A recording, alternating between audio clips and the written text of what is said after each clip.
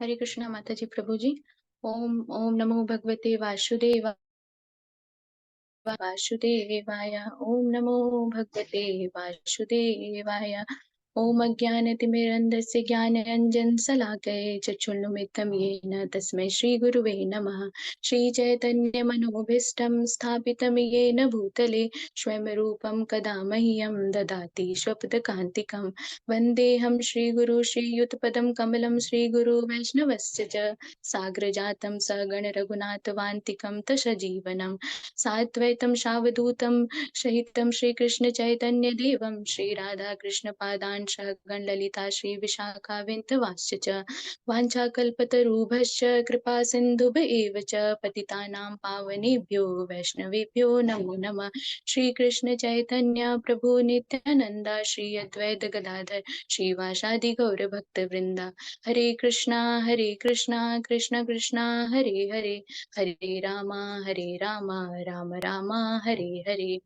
हरे कृष्णा माता जी प्रभु जी। आज का टॉपिक है मेरा कि how to overcome stress with smile. आजकल तो आप लोग देख रहे हैं कि बहुत सारे कलयुग में बहुत सारे स्ट्रेस के ही सबको दिक्कत है कि बहुत लोग स्ट्रेस में रहते हैं। मन की स्थिति ही उनकी ठीक नहीं रहती है। तो हम लोग आज यही देखेंगे कि स्ट्रेस मतलब स्ट्रेस से ओवरकम हमें कैसे करना है और अपने जीवन में खुश कैसे रखना है। तो स्माइल तो पहले हम लोग सीखेंगे स्माइल क्या होता है। Smile is a curve that keep everything straight. अगर हम स्माइल के साथ अपने लाइफ में जीते हैं तो हमारे जीवन में सब कुछ सीधा और सिंपल चलेगा, क्योंकि स्माइल ही सबसे बड़ी बात है कि हमारे जीवन में स्माइल होना चाहिए। वही नहीं है, आजकल सब लोग स्ट्रेस से ग्रसित हैं, कोई मानसिक तनाव में है, कोई ऐसे है वैसे, मन की स्थिति ही ठीक नहीं है। तो बहुत लोग होते हैं कि अपने चेहरे पे प्लास्टिक का स्माइल र रख के घूमते हैं। दिल में तो स्माइल है ही नहीं और प्लास्टिक का स्माइल चेहरे पे रखे हुए हैं, तो इससे क्या फ़ायदा फिर? मन तो ठीक है ही नहीं, चेहरे पे स्माइल रख से कोई फ़ायदा नहीं है। तो इसलिए कहा जाता है कि हमें यहाँ पे भी मुस्कान रखनी है और यहाँ पे भी मुस्कान रखनी है। इसलिए हमारी सोसाइटी का नाम क्या है? इस्कॉन। तो हमें हमेशा अपने जीवन में खुशी ही रहना चाहिए, खुश रहते हुए सब कुछ करना चाहिए। क्योंकि हमारे इस्कॉन का प्राइमरी गोल यही है कि हमें इस कान से भी सुनना है और इस कान से भी सुनना है, तभी तो हमारे जीवन में आएगी मुस्कान। क्यों? है ना माता जी प्रभु जी? तो हम लोग का सबसे पहले स्ट्रेस का कारण क्या है? स्ट्रेस हमारे जीवन में एक बड़ा कारण है सोशल मीडिया, क्योंकि सोशल मीडिया एक अच्छा रोल भी प्ले करता है और एक बुरा रोल भी प्ले करता है। जैसे कि हम मोबाइल फ़ोन यूज़ कर रहे हैं, कंप्यूटर, लैपटॉप ये सब यूज़ कर रहे हैं, तो हमें पता होना चाहिए कि हम अपने दिमाग में कौन-सा कंटेंट गेन कर रहे हैं, कौन-सा कंटेंट लेना है और कौन-सा कंटेंट नहीं लेना है। ऐसे ही सब लोग कुछ भी देखते जाते हैं, नेगेटिविटी सब तो हमारे दिमाग में वही बैठते जाता है। जैसे कि हम लोग कोई पॉडकास्ट देखते हैं या कुछ वीडियो देखते हैं, तो वो हमें उसका ध्यान रखना चाहिए कि हम अपने हार्ड डिस्क में क्या स्टोर कर रहे हैं। जैसे कि 25 मिनट का कोई वीडियो है, तो 25 मिनट का वीडियो हमें डिप्रेशन में भी डाल सकता है, हमारा डिवोर्स भी करा सकता है। तो हमें ध्यान रखना चाहिए और 25 मिनट का वही पॉज़िटिव वीडियो हम लोग देखते हैं, तो हमें ये भी ध्यान रखना चाहिए कि वो हमें डिप्रेशन से बचाता भी है और हमें हमारा डिवोर्स कराने से भी रोकता है। तो माताजी, प्रभु जी, हमें सबसे हमारी बड़ी रिस्पॉन्सिबिलिटी है कि हमें सोशल मीडिया का ध्यान रखना चाहिए कि हम अपने माइंड में क्या गेन कर रहे हैं। जो सुनेंगे, जो देखेंगे और जो बोलेंगे वही हमारा हम बनते जाते हैं। जैसे कि अगर हम लस्ट के बारे में देख रहे हैं, ग्रीड देख रहे हैं, क्राइम देख रहे हैं, वॉयलेंस देख रहे हैं, ये सब कुछ कंज़्यूम कर रहे हैं, तो हमारे माइंड में भी वही कंज़्यूम हो रहा है। Content is equal to emotional diet, मतलब कि हमारा जो कंटेंट है वही हमारा इमोशनल डाइट है। बोला जाता है ना कि हमारी बॉडी को भी हेल्दी रखना चाहिए। तो बॉडी को हेल्दी हम लोग खाने को भी देते हैं, अपनी बॉडी को फिजिकल एक्सरसाइज भी करते हैं। तो हमारे हम अपने मन के लिए क्या करते हैं? मन के लिए तो कुछ करते ही नहीं है। तो मन के लिए क्या करना है कि हमें कंटेंट जो भी हम देख रहे हैं, सुन रहे हैं, बोल रहे हैं, उससे हमें अपने अपने आप को ध्यान रखना चाहिए कि हमारे माइंड में जा क्या रहा है। तो यही हमारे मतलब जो पढ़ते लिखते हैं वही हमारी डेस्टिनी बनती जाती है, क्योंकि वो फिर कर्म में आता है और कर्म से फिर हमारा भाग्य बनता है। जैसे कि अगर हम कृष्ण के बारे में सुनेंगे, कृष्ण के बारे में पढ़ेंगे, तो वही हमारा भाग्य बनेगा। तो हम बुरा सोच रहे हैं, बुरा देख रहे हैं, बुरा बोल रहे हैं, तो हमारा भाग्य भी वैसे ही बनेगा। तो माताजी, प्रभु जी, हमें इस बात का बहुत ध्यान देना चाहिए। तो सबसे पहले हमारा स्ट्रेस का कॉज़ क्या है? जैसे CAUSE, तो सी से क्या हुआ? कॉम्पिटिटिव मेंटालिटी, यानी कि प्रतिस्पर्धा की भावना। हमारे अंदर प्रतिस्पर्धा की भावना आना, यानी कि सामने वाले को हम बढ़ता हुआ देख कर के बहुत जलन होना, ईर्ष्या करना, अरे उसका तो 5 फ्लोर बिल्डिंग बन गया, उसके पास कार है, एसी है, हमारे पास क्या है? कुछ नहीं है। तो हम अपने आप को जला रहे हैं, अंदर ही अंदर ईर्ष्या का भावना रख रहे हैं। तो ये हमारे मेंटल हेल्थ को डिस्टर्ब कर रहा है। तो हमें देखना यही सोचना चाहिए कि हम क कृपया मतलब कि हम लोग देख के ना जलें किसी से, ना ही किसी के बारे में बुरा सोचें। वो तो आता नहीं है, लेकिन कोई-कोई होते हैं कि किसी को बढ़ता हुआ देख कर के बहुत सोचेंगे। कोई सुंदर व्यक्ति दिख गया, तो अरे वो तो बहुत सुंदर है, मैं तो सुंदर नहीं हूँ, मैं काली हूँ, मेरे पास तो कुछ है ही नहीं। तो इसका ध्यान रखना चाहिए। अब दूसरा आता है एसोसिएशन। एसोसिएशन यानी कि संगति, हमारा संग कैसा है? हम किसके संग में रहते हैं? यानी कि हम भक्तों के संग में हैं तो हमारे स एसोसिएशन हमारी अच्छी है, क्योंकि भक्त हमें भक्ति करना सिखाएगा, भगवान के करीब ले जाना सिखाएगा। और अगर हमारा संग बुरा है तो हमें तो बुरा की तरफ जाना पड़ेगा, यानी कि कोई दोस्त है वो बहुत ही तामसिक प्रवृत्ति का है, देर से उठता है, सोता है, खाता है, कुछ अच्छी बातें नहीं करता। हम उसके संग में हैं तो हमारी भक्ति भी कम होती जाएगी उसके एसोसिएशन में। इसलिए हमें इसका ध्यान रखना चाहिए कि हमारी संगति किसके साथ है। जैसे कि पानी की बूंद ले लीजिए, पानी की जो बूंद है वो गिरती है, कीचड़ में गिरती है तो कीचड़ जैसी बन जाती है। और अगर वही पानी की बूंद कमल पे गिरती है तो वो फिर क्या बनती है? ओस बन जाती है। पानी की बूंद और फिर वही पानी की बूंद से सीप में गिरती है तो मोती बन जाती है। तो यहीं पे पता चलता है कि संगत कैसी है, संगत कैसा होना चाहिए। हमारी संगति को हमेशा भक्तों के संग में ही रखना है। इसीलिए तो कहा जाता है कि भक्तों का संग कभी छूटना नहीं चाहिए। ठीक है माता जी, प्रभु जी? अब हमारा यू से आता है, सी से हो गया हमारा कॉम्पिटिटिव मेंटालिटी, ए से हो गया एसोसिएशन और यू से हो गया अनहेल्दी लाइफस्टाइल। अनहेल्दी लाइफस्टाइल क्या होता है? जैसे कि रात को देर से सोना। रात को देर से बहुत लोग सोते हैं, यानी कि काम करके आए 10 बजे, उसके बाद उनका नेटफ्लिक्स चालू हो जाएगा। अरे! हम तो बहुत काम करके आए हैं, हमारे पास दिन भर टाइम नहीं मिला, हमें तो अभी एपिसोड देखना है, वो करना है। तो सारे काम उनको रात में ही याद आते हैं और वो रात में ही सब मतलब नेटफ्लिक्स कंप्लीट करके, एपिसोड कंप्लीट करके 2-3 बजे तक सोते हैं। तो हमें इसका भी ध्यान रखना चाहिए कि हमारा लाइफ़स्टाइल कैसा है। यानी कि जो भक्त होते हैं उनका तो जीवन वो तो 9-10 बजे तक सो जाते हैं, फिर सुबह-सुबह 3-4 बजे उठते हैं। तो ह वहाँ ऐसे तो होता है कि भक्तों का लाइफ़स्टाइल ठीक है, लेकिन जो अपनी लाइफ़स्टाइल को ध्यान नहीं रखते, वो तो 10 बजे सोएँगे 10 बजे से जागना शुरू करेंगे, यानी कि एपिसोड देखेंगे, वो फिर 3 बजे सोएँगे। यानी कि भक्त 3 बजे उठते हैं और बाकी 3 बजे सोते हैं। तो हमें इसका ध्यान रखना चाहिए कि हमें कब अपने हमें सोना कब है, उठना कब है, ये सबको ध्यान देना चाहिए। अब आ जाता है हमारा एस से स्पिरिचुअल वैक्यूम, यानी कि आध्यात्मिकता की कमी। बोलते हैं कि हमें अभी भक्ति नहीं करनी चाहिए, बुढ़ापे में भक्ति करने का टाइम है, अभी क्या टाइम है, अभी तो एन्जॉय करो लाइफ़। जैसे कि दिल मांगे मोर आहा, यानी कि दिल तो माँगते ही जाता है, माँगते ही जाता है, हमें एन्जॉय करना है, अभी अभी तो टाइम है हमें भक्ति करने के लिए, अभी तो बहुत समय है। तो ऐसे नहीं करना चाहिए, यानी कि हमारे जीवन में आध्यात्मिकता की कहीं न कहीं कमी है, इसलिए हमारा माइंड स्ट्रेस की तरफ जा रहा है। क्योंकि हम भगवान से कनेक्शन टूटा, यानी कि भगवान से कनेक्शन टूटा तो सब कुछ दुःख में ही दुःख, यानी कि ये दुनिया तो दुखालय है माता जी, प्रभु जी। तो माँ प्रभु के शरण में रहेंगे तभी तो हमें खुशियाँ मिलेगी, लेकिन हम लोग उससे भी दूरी बना लेते हैं। तो जैसे कि लाइफ जो बॉडी के साथ है वो सुख है और जो बॉडी के बिना है वो दुःख है। जैसे कि कहते हैं ना कि जैसे कि चिंगारी आग के नज़दीक होती है तो वो जगमगाती है, ठीक है? और आग से दूर हो जाती है तो वो बुझी-बुझी नज़र आती है। इसी तरह हम भी भगवान के नज़दीक जाएँगे तो जगमगाएँगे और भगवान से दूर हो जाएँगे तो बुझे-बुझे नज़र आएँगे। अगर हमारे बुझे-बुझे नज़र आएँगे तो स लोगों को क्या ज़रूरत पड़ती है? फेयर एंड लवली लगाना, फेयर एंड हैंडसम क्रीम लगाना, क्योंकि वो बाहरी दिखावा करते हैं कि हाँ, अब तो चेहरे को चमकाना है। लेकिन जो आध्यात्मिक में रहते हैं, उनके चेहरे पे ऑलरेडी चमक रहती है, एक तेज रहती है। तो माताजी, प्रभु जी, हमें भगवान से दूरी नहीं बनानी है, भगवान के पास ही रहना है, जिससे हमारे जीवन में जगमगाए हमारा जीवन और हमारे चेहरे पे मुस्कान रहे, ठीक है? हम लोग तो जानते हैं कि हिस्ट्री ऑफ क्रिएशन में एक भी स्पिरिचुअल लोग हमारे सुसाइड नहीं करते हैं। जैसे कि जो भी भगवान के भक्ति में रहते हैं, भगवान के करीब रहते हैं, उनके बारे में तो आपने नहीं सुना होगा कि हाँ, आज उस भक्त ने सुसाइड कर लिया, उसने ऐसा कर लिया, ऐसा तो कभी नहीं सुना होगा आपने। क्योंकि भक्त कभी सुसाइड करते ही नहीं है, वो हर चीज़ में सुखी रहते हैं, चाहे उनके पास पैसा हो, ना हो, धन हो, दौलत हो, ना हो, क्योंकि उन्हें किससे मतलब है? केवल श्री कृष्ण से मतलब है, तो वो खुश रहते हैं। और जो भी मटेरियलिस्टिक लाइफ में है, वो लोग तो हमेशा छोटी-सी प्रॉब्लम आई, अरे हमें तो नहीं जीना है, सुसाइड कर लेना चाहिए, सुसाइड कर लेना, सुसाइड करने से सब ठीक हो जाएगा, ऐसा कुछ नहीं होता है। तो माताजी, प्रभु जी, हमें ध्यान रखना चाहिए और भगवान की संगति में रहना चाहिए, भगवान के शरण में उनकी ही सेवा करनी चाहिए, जिससे हमारी लाइफ में स्पिरिचुअल मतलब बढ़ते ही जाए, आध्यात्मिकता की कमी ना आए, वरना हम लोग तनाव में ही चलते ही जाएँगे। अब हमारा दूसरा कारण आता है एक्सपेक्टेशन। एक्सपेक्टेशन यानी कि लोगों से उम्मीदें करना। उम्मीदें हमारे तकलीफ का ज़्यादातर कारण है, क्योंकि हम बहुत सी चीज़ों में उम्मीद कर लेते हैं। रिश्ते से उम्मीद, यानी कि कोई चीज़ है उससे उम्मीद कर लेते हैं। जैसे कोई हमें हमेशा गुड मॉर्निंग बोलता है, गुड मॉर्निंग डेली-डेली आके बोल रहा है। एक दिन उसने नहीं बोला गुड मॉर्निंग, अब हमारा मन सोच में पड़ जाएगा कि अरे उसने गुड मॉर्निंग नहीं कहा, क्या बात हो गई?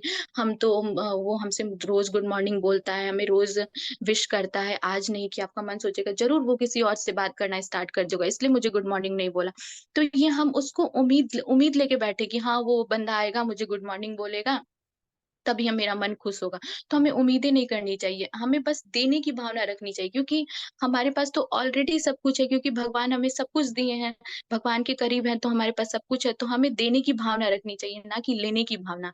ऐसा हमें ध्यान रखना चाहिए। ठीक है माता जी, प्रभु जी? अब हमें इस कॉज़ को मतलब कॉज़ से निकलना कैसे? यानी कि स्माइल कैसे हमारे चेहरे पे आनी चाहिए? तो स्माइल का स्पेलिंग क्या होता है? SMILE। तो हम इसी के अकॉर्डिंग चलेंगे, ठीक है? स्माइल, एस से आ जाता है हमारा सेल्फ केयर, यानी कि हम अपने आप का ध्यान कैसे रखें, ठीक है?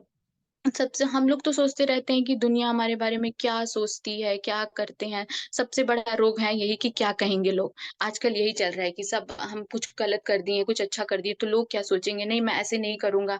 कुछ लोग होते हैं कि कुछ बुरा काम करते हैं, लेकिन उनको कोई फ़र्क ही नहीं कि कोई क्या देखे, क्या सोचे, क्या करता है। लेकिन कुछ लोग होते हैं कि बहुत सोचते हैं कि वो मेरे बारे में बुरा सोच लेगा, मैं ऐसा नहीं करूँगा, ऐसे नहीं करना चाहिए मुझे। तो हमें सेल्फ केयर का ध्यान देना चाहिए। जैसे कि बहुत लोग सोशल मीडिया पे चलाते हैं, फ़ेसबुक पे कमेंट आते हैं, इंस्टाग्राम पे, यूट्यूब्स पे। मान लीजिए आपको 90% अच्छे कमेंट आए, एक कमेंट खराब आ गया कि अरे! ये क्या वीडियो डाल दिया है यार, ये तो अच्छा ही नहीं है, एकदम बेकार वीडियो। तो हम उसी कमेंट को लेकर के बैठ जाएँगे, अरे! ये तो मुझे खराब कमेंट कर दिया, अब उस पूरे दिन भर उस पे सोचेंगे। अब ये नहीं सोच रहे कि मेरे पास ऑलरेडी 90 कमेंट्स अच्छे आए हुए हैं। नहीं, हमारा मन तो नेगेटिव पे ही जाएगा, नेगेटिव को लेकर के बैठ जाएँगे और सोचते रहेंगे कि मुझे खराब बोल दिया उसने, मैंने इतना अच्छा वीडियो डाला, क्यों खराब हो गया? तो हमें इस बातों पे ध्यान नहीं देखनी है, अपने आप को ध्यान देना है कि जो पॉज़िटिव है उसको ही लेकर के चलना है, नेगेटिव को हमें नज़रअंदाज करना है। दुनिया में तो बहुत सारे लोग हैं नेगेटिव बोलने वाले, तो सबको लेके चलेंगे तो हम तो जी लिए फिर दुनिया में ऐसे। अब हमारा दूसरा आता है माइंड एंड बॉडी केयर। हमारे दिमाग के साथ-साथ हमारे बॉडी को भी ध्यान देना ज़रूरी है। क्योंकि हमारा शरीर जो होता है वो साधन है साधना करने का। अगर हमारा शरीर होगा, सही होगा तभी तो हम भगवान की भक्ति करेंगे, कृष्ण को प्लीज़ करेंगे, कृष्ण को प्रे करेंगे, उठेंगे। इसलिए हमारे दिमाग के साथ-साथ हमारे बॉडी को भी ध्यान देना है। ज़्यादातर दिक्कत कहाँ होती है? मन से होती है, क्योंकि मन में क्या होता है ईर्ष्या, द्वेष, काम वासना, क्रोध, मन में लालच, ये सारी इनसिक्योरिटीज़, झगड़े सब कुछ मन से उत्पन्न होता है। तो हम लोग ऐसा सोचते हैं कि अगर मेरे साथ ऐसा हो रहा है तो हमें हॉस्पिटल जाना चाहिए इलाज करने के लिए। अब हॉस्पिटल जाएँगे तो डॉक्टर क्या करेगा? डॉक्टर क्या करेगा? वो तो मेडिसिन लिख देगा आपको कि हाँ भाई ले जाओ, खाओ, तुम्हारा मन ठीक हो जाएगा। मन ठीक नहीं होगा, वो तो सोने की मेडिसिन देगा डॉक्टर आपको। मैं भी एक डॉक्टर हूँ, लेकिन आपको बता रही हूँ कि ऐसे होता है। आप मेडिसिन सोने की लिख देगा, अब आप जाकर के 6 घंटे सोते थे, इससे ज़्यादा आप 8 घंटे सोओगे। घर वाले कहेंगे ये तो बहुत शांत हो गया है अब, मतलब अब ठीक रह रहा है, ये ऐसा है, वैसा है। वो शांत नहीं हो गया, वो और डल हो गया और ही वो कमज़ोर होता जा रहा है मन से, क्योंकि मन की दवाई तो उसको मिली ही नहीं है। मन की दवाई उसको मिली ही नहीं है, वो तो क्या कर रहा है, मन की दवाई लिया ही नहीं है और ईर्ष्या भावना मन के अंदर रखा है और दवा लेकर के चला आया डॉक्टर से, डॉक्टर भी लिख दिया नींद का दवा, उसे बस सुलाने के लिए, सुलाने से तो कुछ ठीक ही में ध्यान देना है कि हम मन में क्या गेन कर रहे हैं, क्या लेना है, क्या नहीं लेना है, ये सब चीज़ों का ध्यान रखना है। फिर क्या आता है कि एक एग्ज़ाम्पल मैं आपको एक स्टोरी सुनाती हूँ, ठीक है? जैसे कि एक औरत थी, एक लेडी थी, वो अपने बच्चे के साथ रहती थी, उसका हस्बैंड नहीं था, ठीक है? लेडी थी, अपने बच्चे के साथ रहती थी, एक छोटा-सा घर था और गाँव वाले भी लोग रहते थे वहाँ पर, गाँव में रहती थी। तो हर सोमवार को ना उसके घर एक आदमी आता था, तो गाँव वाले देखते थे कि अरे! इसके घर में तो एक आदमी आ रहा है, गंदी औरत है, चरित्रहीन औरत है, ऐसे-ऐसे बातें बनाने लगे उसको सोच-सोच के कि ये तो ऐसे है, वैसे है। तो बातें बनाने लगे, फिर एक शुक्रवार को भी उसके घर आदमी आता था। तो फिर से बातें बनाने लगे, अरे! शुक्रवार को भी इसके घर आदमी आता है, ज़रूर कोई बात है। तो ये सारी बातें गाँव में फैला दी। अब फिर एक दिन क्या हुआ कि उस औरत को मरने की खबर मिली कि वो औरत तो मर गई है। तो सारे गाँव वाले बोले कि ये तो मर गई है, अचानक से क्या हो गया? तो माताजी, प्रभु जी, यहाँ पर ये है कि सोमवार को जो आदमी उसके घर आता था, वो एक डॉक्टर था, उसका इलाज करने के लिए आता था। और जो शुक्रवार को आदमी उसके घर आता था, वो वकील था, यानी कि उसकी प्रॉपर्टी जो थी वो सारे डील करता था। तो गाँव वालों ने सोच कर के क्या बातें बना ली कि ये तो गंदी औरत है, चरित्रहीन औरत है, इसके घर में कैसे आदमी आ रहा है। तो ये सारा खेल किसने क्रिएट किया? मन ने। तो मन को समझाना बहुत ज़रूरी है, क्योंकि मन ही है जो हमें गलत सोचने पे मजबूर करता है और अच्छा सोचने पे मजबूर करता है। तो उस गाँव वाले ने ऐसा सोच लिया, तो मन सारा क्रिएट कर दिया, तो वो फिर औरत को बुरा बनना पड़ा। ऐसे मन को ही हमको समझाना होता है कि मन को कैसे हमें लेकर के चलना है और क्या करना है हमारे मन के साथ। जब हम आध्यात्मिकता यानी कि स्पिरिचुअल ज़्यादा गेन करेंगे, ज़्यादा अच्छी किताबें पढ़ेंगे, अच्छी चीज़ें सोचेंगे, भगवत गीता पढ़ेंगे, सब कुछ करेंगे, तो हमारा मन कभी नेगेटिव की तरफ जाएगा ही नहीं। क्यों? अगर कुछ ना कुछ होता है तो हम क्यों नेगेटिव ही सोचते हैं, पॉजिटिव क्यों नहीं आता है हमारे दिमाग में? ऐसा आपने सोचा है? क्यों? क्योंकि हमें स्पिरिचुअलता की कमी यानी कि हमारे अंदर आध्यात्मिकता की कमी है। आध्यात्मिकता नहीं रहेगी तो हमारा माइंड नेगेटिव की तरफ जाना ही जाना है। तो अब हमारा लास्ट वो आता है कि आइडेंटिटी गेटिंग सेटल, यानी कि आइडेंटिटी हमारी सेटल ही नहीं है। यानी कि हमें पता ही नहीं कि हमारी आइडेंटिटी क्या है, ठीक है? जैसे कि मान लीजिए हमें पता नहीं है कि जैसे कि आइडेंटिटी क्या है, हमें पता है कि हम शरीर हैं। शिला प्रभुपाद भी कहते हैं कि हम शरीर नहीं है, एक आत्मा है। हमें ये ध्यान रखना चाहिए हम शरीर नहीं है, आत्मा है। तो हमें अपने आइडेंटिटी का ख्याल रखना चाहिए। जैसे किसी व्यक्ति को भूत पकड़ लिया, ठीक है? भूत होता है, फ़िल्मों में भी देखा होगा आपने कि भूत पकड़ लेता है उसको। तो उस घर वाले समझाते हैं कि तुम्हारा नाम समीर है, तो वो कहेगा नहीं मेरा नाम सलीम है, मैं सलीम हूँ। अ, तो फिर उसको घर वाले बोलेंगे, "नहीं, नहीं तुम समीर हो।" तो कहेगा, "नहीं, नहीं मैं सलीम हूँ।" तो उसको पता ही नहीं कि वो समीर है या सलीम है, क्योंकि उसके अंदर तो भूत घुसा हुआ है। उसको अपनी आइडेंटिटी ही क्लियर नहीं है कि मेरा आइडेंटिटी क्या है। जैसे कि कोई अपने आप को समझ लिया कि मैं तो बहुत हैंडसम हूँ, बहुत सुंदर दिखता हूँ। तो अब उसकी आइडेंटिटी समझ लिया कि मैं हैंडसम हूँ, तो उसकी इच्छाएँ भी उसी तरह ग्रो करेंगी। जैसे कि हैंडसम हो तो वो हैंडसम है तो कुछ अच्छी चीज़ें को देखेगा कि हाँ, मैं हैंडसम हूँ तो वो लड़की भी अच्छी मिले मुझे, मेरे साथ ऐसा अच्छा हो, कार हो, बंगला हो। तो जैसी हमारी आइडेंटिटी वैसी हमारी इच्छाएँ, और हमारी आइडेंटिटी अगर हम सोचेंगे कि मैं कृष्ण का दास हूँ, तो हमारी इच्छाएँ भी वैसे ही होगी, क्योंकि कृष्ण की दास की इच्छाएँ क्या होगी कि मैं कृष्ण को कैसे भोग लगाऊँ, कैसे कृष्ण को मनाऊँ, कैसे प्रे करूँ, कैसे उनको खुश करूँ। तो हमें सबसे पहले ध्यान देना चाहिए कि हमारी आइडेंटिटी क्या है? हमारी आइडेंटिटी जब ठीक रहेगी तो सब कुछ ठीक रहेगा, ठीक है? अब मैं आपको यहाँ पे भी एक कहानी सुनाती हूँ, जैसे कि एक ट्रेन है, ठीक है? ट्रेन में आदमी सब बैठे हैं, बहुत भीड़ है, तो अचानक से एक आदमी के सिर पे कुछ बैग वगैरह गिर गया, बड़ा-सा सूटकेस गिर गया, तो उसकी याददाश्त चली गई। याददाश्त चली गई तो अब वो सोच रहा है कि मैं कौन हूँ? वो तो सब भूल गया, याददाश्त चली गई तो अब पूछेगा मैं कौन हूँ, मैं कौन हूँ, मैं कौन हूँ? सबसे पूछ रहा है मैं कौन हूँ? तो कोई उसको बता ही नहीं रहा है कि वो कौन है, क्योंकि उसको खुद ही नहीं पता है वो कौन है, वो तो भूल चुका है कि मैं कौन हूँ। तो इसी तरह ट्रेन रुकी और ट्रेन से उतरा और पूछ रहा है सबसे कि मैं कौन हूँ, मैं कौन हूँ, मैं कौन हूँ, मुझे नहीं पता। तो वहाँ पे एक डिवोटी भगवत गीता बाँट रहे थे। तो वो बाँट रहे थे और बोल रहे थे कि भगवत गीता पढ़िए और जानिए कि आप कौन हैं। भगवत गीता पढ़िए और आप जानिए कि आप कौन हैं। तो ट्रेन से उतरा और चला गया डिवोटी के पास। बोला कि मैं कौन हूँ, मैं कौन हूँ, मैं कौन हूँ? तो वो डिवोटीज़ जो थे तो सोचा कि वो सोचने लगे कि ये तो वाह! ये तो इतनी भक्त को आत्म साक्षात्कार होने की भावना जाग गई कि इसे पता करना है कि मैं कौन हूँ, मैं कौन हूँ? तो सोचने लगा डिवोटी कि ट्रेन से उतरा नहीं कि इसे जानने की इच्छा हो गई मैं कौन हूँ, मैं कौन हूँ? तो फिर डिवोटी क्या किया कि उसे भगवत गीता का पूरा पाठ पढ़ा दिया वहाँ पे 2 घंटे में, क्रैश कोर्स करा दिया उसे जो भी वो आदमी आया था जिसका याददाश्त कमज़ोर हो गया था। तो वो समझ गया, उसे सिखा दिया कि मैं तो कृष्ण का नित्य दास हूँ, मुझे कृष्ण की सेवा करनी है, मैं कृष्ण का नित्य दास हूँ, मुझे कृष्ण की सेवा अब वो यही समझ लिया। अब उससे कोई भी पूछता कि तुम कौन हो? तो मैं कृष्ण का नित्य दास हूँ, मुझे कृष्ण की सेवा करनी है। अब वो यही रटते गया, अब इसको बांके बिहारी के मंदिर में ले गया गया, अब वहाँ पे सेवा करने लगा, अब कृष्ण की मैं तो कृष्ण का नित्य दास हूँ, मुझे कृष्ण की सेवा करनी है। इसे पता चल गया अब इसी तरह उसे किचन में सेवा दी गई, यानी कि रसोई घर में खाना बनाने की। तो अचानक से उसके सिर पे परात गिर गया, अब आपको तो पता ही होगा फिर से परात गिरा होगा तो क्या हुआ होगा, उसकी याददाश्त आ गई। याददाश्त आ गई तो वो बोला कि मैं कौन हूँ, मैं कौन हूँ? मैं यहाँ क्या कर रहा हूँ, यहाँ क्या कर रहा हूँ? तो फिर से वो उसी डिवोटी के पास गया, बोला कि मैं कौन हूँ? मैं यहाँ पे कैसे आ गया? तो डिवोटी ने बोला, "अरे बाबा! तुम फिर से पूछने लगे, मैं तो तुम्हें उसी दिन समझाया था 2 घंटा बैठ कर के तुम कृष्ण के नित्य दास हो, तुम्हें कृष्ण की सेवा करनी है और तुम फिर पूछ रहे हो मैं कौन हूँ, मैं कौन हूँ?" तो वो फिर से मतलब वो समझ गया कि हाँ, मैं तो यहाँ पे कृष्ण के लिए आया हूँ, और उससे सेवा करते-करते आदत हो गई कि हाँ, मैं कृष्ण का नित्य दास हूँ, मुझे सेवा करनी। तो अब वो घर वाले से बात किया आपने, और फिर अपने मंदिर में ही अपना सेवा देने लगा। तो माताजी, प्रभु जी, हमें ऐसे ही सोचना चाहिए, हमें अपनी आइडेंटिटी क्लियर रखनी है। हमें ये नहीं सोचना है कि हम बहुत हैंडसम हैं, बहुत सुंदर हैं, बहुत हमारे पास पैसा है, हमारे पास डॉक्टर हैं, ये हैं, वकील हैं। तो ऐसे नहीं सोचना, हमें बस सोचना है कि हम शरीर नहीं है, आत्मा है, हम कृष्ण के नित्य दास हैं, और हमें कृष्ण को ही मनाना है और कृष्ण के लिए ही सब कुछ करना है। हमारा नेक्स्ट आ जाता है लर्निंग एटीट्यूड, एल से, SMIL, एल से आ जाएगा लर्निंग एटीट्यूड। यानी कि लाइफ में हमें हमारे साथ जो कुछ भी हुआ है, हमें उससे सीखना चाहिए। जैसे कि घास का तिनका होता है, घास के तिनके से भी हमें सीखना चाहिए कि हमें बहुत कुछ, घास कितना भी तूफान आए, वो तूफान आती है तो घास का तिनका झुक जाती है, और तूफान चली जाती है तो फिर खड़ी हो जाती है। तो माता जी, प्रभु जी, हमें भी अपना लर्निंग एटीट्यूड ऐसे ही रखना चाहिए, यानी कि कोई भी हमें कुछ बोले, कुछ भी कुछ करे, तो हमें नम्रता से संतावना रखते हुए हमें उनका जवाब देना चाहिए, और फिर हमें मतलब हमें उसी तरह अपने एटीट्यूड को रखना चाहिए। हमारा एटीट्यूड ठीक रहेगा, हमें कुछ ना कुछ सीखने के लिए मिलेगा। यानी कि हमारे साथ कुछ बुरा भी हो रहा है, तो हमें उससे कुछ सीखना चाहिए, ना कर कि हमें कुछ जवाब देना चाहिए या फिर घबरा जाना चाहिए, ऐसा नहीं करना चाहिए। अब हमारा आता है, एस से हो गया हमारा सेल्फ केयर, एम से हो गया माइंडेड बॉडी केयर, आई से हो गया आइडेंटिटी गेटिंग सेटल, एल से हो गया लर्निंग एटीट्यूड, और ई से हो जाएगा एक्सपर्ट कन्वर्सेशन विथ माइंड, यानी कि अपने मन के साथ वार्तालाप।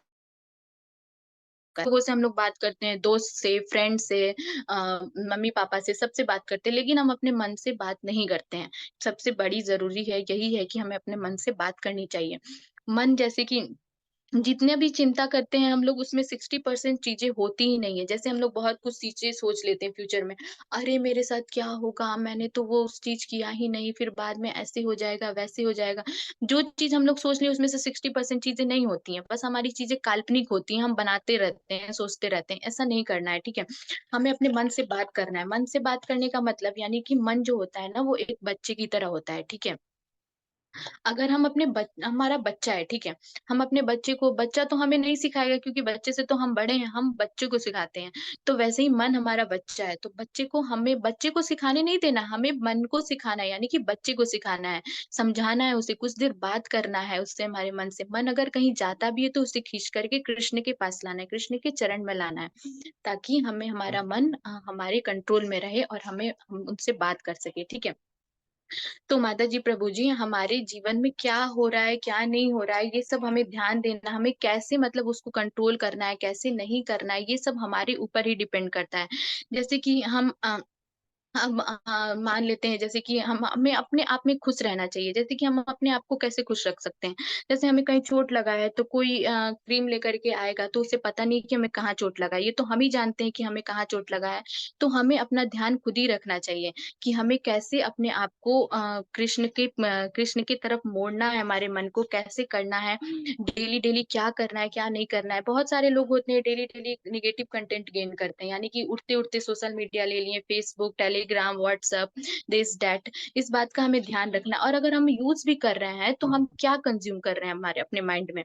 इसलिए तो हमारे डेली के क्लासेस चलती है, जैसे कि हम सुबह उठते ही चैंटिंग करते हैं, चैंटिंग करने के बाद हमारी भगवत गीता की क्लास चलती है, क्योंकि हम अच्छा नेगेटिव छोड़ कर के पॉज़िटिव हमारे दिमाग में जा रहा है। क्योंकि जैसे मेडिसिन काम करती है धीरे-धीरे, वैसे हमारी स्पिरिचुअल थिंग्स भी काम करती है धीरे-धीरे। अगर हम डेली थोड़ा-थोड़ा ही ले रहे हैं, तो बाद में वो बहुत सारी चीज़ें स्टोर होकर के एक अच्छा चीज़ क्रिएट करेगी। तो हमें ध्यान देना है कि हम अपने माइंड में क्या रख रहे हैं और क्या निकाल रहे हैं, ठीक है? हरे कृष्णा माता जी, प्रभु जी, कुछ गलती हुई हो तो क्षमा करना। दंडवत प्रणाम। हरि बोल माता जी, हरि बोल, हरि बोल। हरि बोल माता जी, दंडवत प्रणाम। हरी बोल बहुत अच्छा भैया, आपने बहुत सब अच्छा कुछ हरि क्लास बोल लिया, समझाया, माता जी, बहुत अच्छा। बहुत अच्छा बहुत ही क्लास खूब है, लिया। बहुत हरी ही खूब हरी है। बोल। हरे कृष्णा।